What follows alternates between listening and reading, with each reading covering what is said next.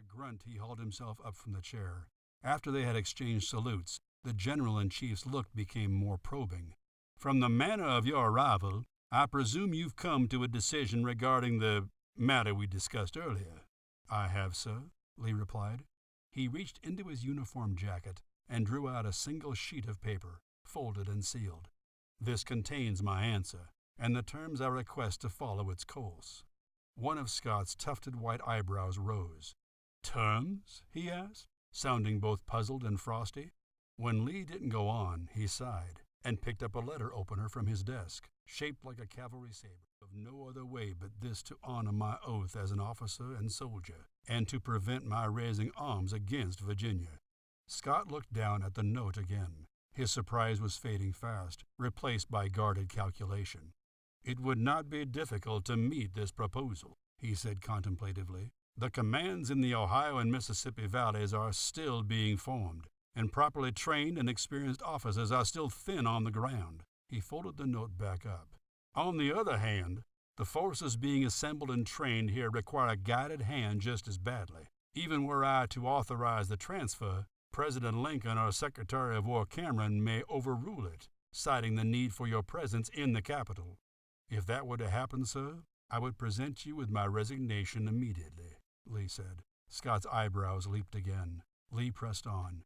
"I strongly hesitate to appear as though demanding a price for my remaining in uniform. In a democracy such as ours, soldiers do not make policy, or otherwise force their superiors to accede to their will. I am not blind to the potential hypocrisy inherent in requesting a transfer in this manner, but the lack of choices available to me present a far greater quandary. If I am to continue my service to this nation, I must do so with the knowledge that I will not directly face my own family and state in battle."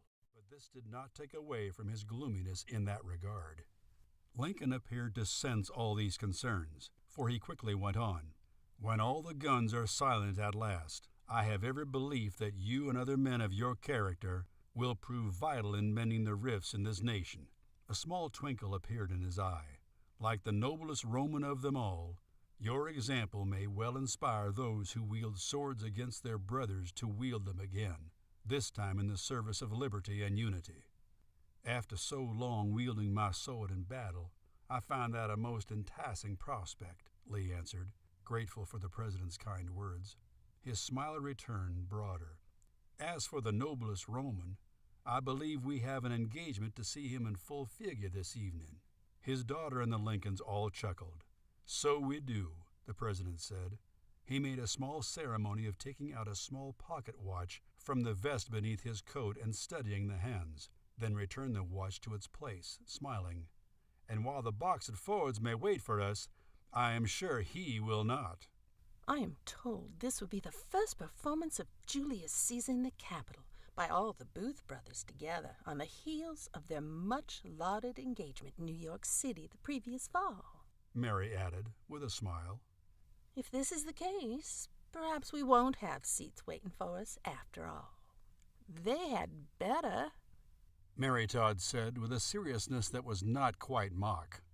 "With such talent as theirs, it would be an offense not to be present when they show it upon the stage." A mild frown crossed her face.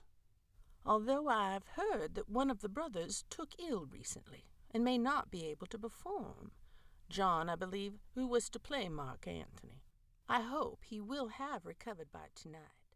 A monument to the nameless fallen of both sides in the Civil War, the tomb of the unknowns.